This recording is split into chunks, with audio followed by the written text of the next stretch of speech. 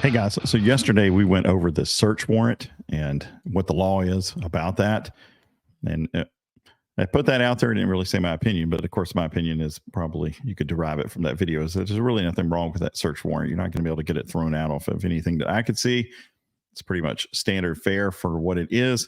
The standard for getting a warrant hasn't changed a lot in a long time. And maybe the thought was in the good old days they used to require more, but in the good old days they didn't have anything but anybody else's word to go on, and that's suitable. That's enough. You can parse it apart if you want to, but there were several sources and the police officer's identification. You were only talking about a search warrant. You're not talking about proving the case, which is a whole different ball game.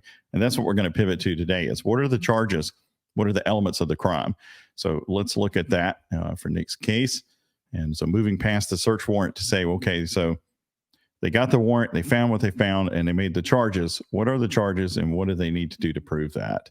So there are three that we'll look at, and they deal with the possession of the controlled substance, firearm, and then child neglect / endangerment. So let's take a look at the first one, which is possession of the controlled substance. And here we see it's a crime in the second degree if the person unlawfully possesses one or more mixtures of a total weight of 25 grams or more containing cocaine. And I think that's what will be at issue here.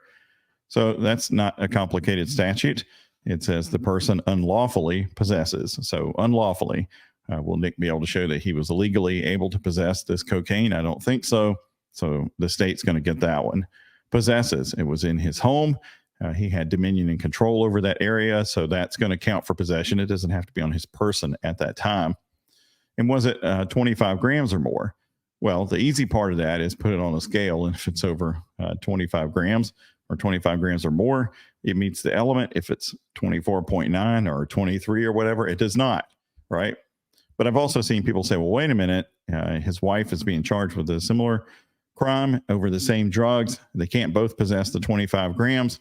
Therefore, this fails, but that's not the law. There is such a thing as a joint possession of drugs and constructive possession of drugs. Let's look at what Minnesota court has said when somebody tried to argue that they should have had a different kind of instruction to say they potentially were innocent because the driver of a vehicle could have singularly possessed the drugs in that vehicle. So the court said, even if the driver here had a possessory interest in the drugs, the circumstances do not reasonably support the inference that she was the sole possessor. A person may constructively possess contraband jointly with another person. So if you find drugs in the bedroom of a married couple, that's not going to be hard to say that that's constructive possession jointly between the two people. So and he's not going to be able to say, oh my God, I didn't know that was there. I had no idea that was there. And I mean, maybe he could. That might be a defense. But the idea that you have to split the 25 between them, if that's your only defense to this, then, that's not going to fly.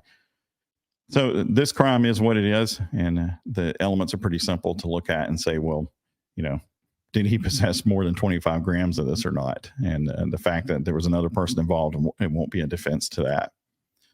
So that's what the state will have to show, and they have to show each one of those elements beyond a reasonable doubt. But that's not a complicated case. It's either going to add up to more than that and actually be the controlled substance or not. So let's look at a second charge, which was possessing ammunition and firearm by user of a controlled substance. Let me get to that and we'll pull it up here. So they did this under subsection 3. If the person is an unlawful user of a controlled substance, then they can't possess ammunition or basically firearms. So that's that, right? So, I mean, you can argue Second Amendment and stuff like that, but I don't know, I'm thinking it's going to fly. Good luck with it. But the main thing is first, the state has to prove the elements of that case. So, like we said, they'll have to prove that you are, in fact, a unlawful user of a controlled substance. But if they prove the first crime, then they've pretty much done that, right? And then they'll show that you possess the ammunition and the gun and all that. So that doesn't look too good either, I think. And hey, everybody wants to be tough in the war on drugs and stuff. So we have all these laws about drug stuff, and here is one of them. So I don't think this is a complicated situation either. Whether you happen to agree with it or not, it's different. The elements are pretty basic.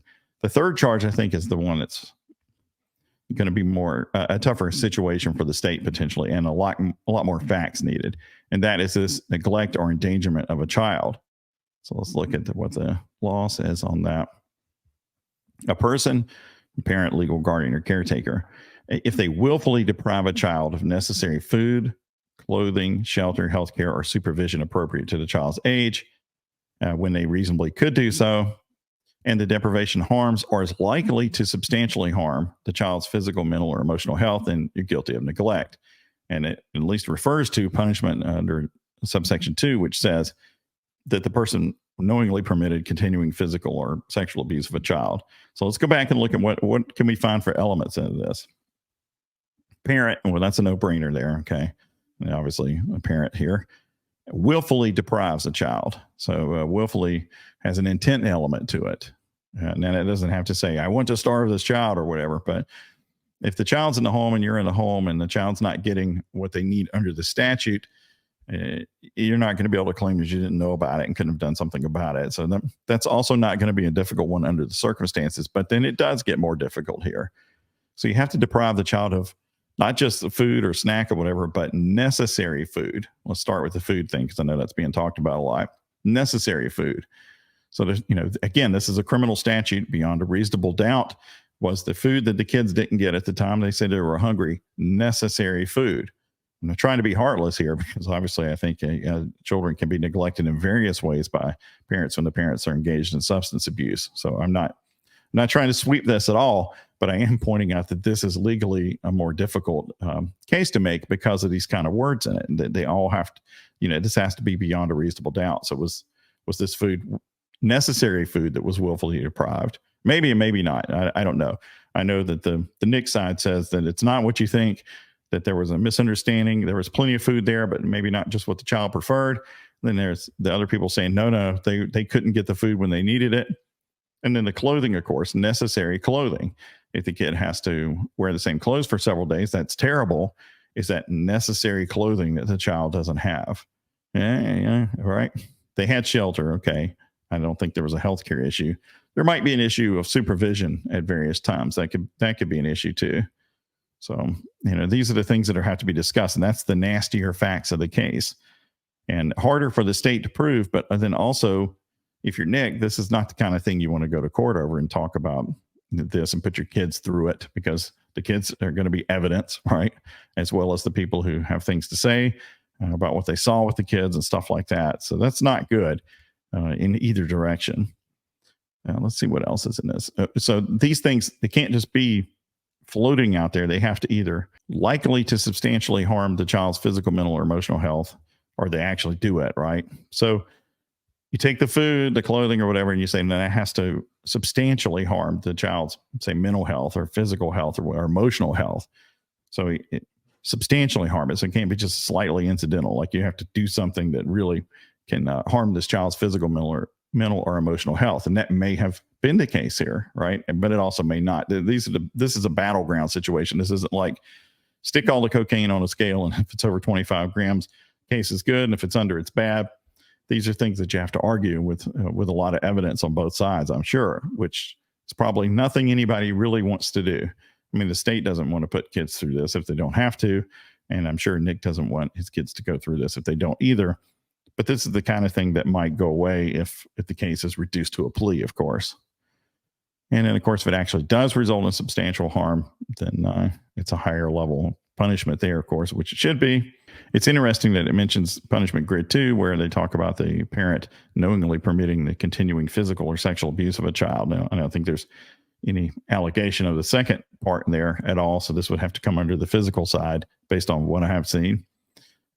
That was there physical abuse of the child. And if these things above amount to physically abusing the child, in addition or as a substitute to mental or emotional health, then you can come under this clause as well. So I know there's been a lot of talk about that, particularly about the effect on the children. And this third charge is where all of this comes into play, right? Did the acts of the parents here and the caretakers result in the children, one or more of them, being deprived of necessary food, clothing, shelter, healthcare, supervision that was likely to result in substantial harm to the child, either physically, mentally, or emotionally? That's the battleground here for the case. And we don't know all the evidence on that. All we've seen is what has come out for the search warrant, and then also later for the arrest. And it doesn't look good, that's for sure. And I know Nick, I think, has a different version of that, at least as far as the kids are concerned. But nobody knows all the actual facts of this case one way or the other yet, but it's bad. It results from, when parents get into controlled substance abuse or substance abuse, kids can suffer. That's not hard to believe that happened. Even if the parent doesn't want it to happen, they can slide, then it does happen. So these are all serious charges. But again, I think the idea here would be if something is worked out on this case, that it would save these kids from being part of this court battle here. You can look at this and see that the punishment's not so great for this particular crime. So it being subsumed under the ones above, that could make sense. That's probably what the system will want to do, maybe what Nick wants to do as well. So whether you hope he burns down or whether you're trying to sweep for him, at least you can see where the statutes are here and then continue to argue over that. The search warrant, in my opinion, is totally good. The first two counts here look very strong for the state. And then this third one, it really depends on what the actual evidence is. And hopefully that's never going to have to actually be determined by a fact finder in a court of law, depending on what does happen. All right. So that's it. And I appreciate it. Thanks. Bye.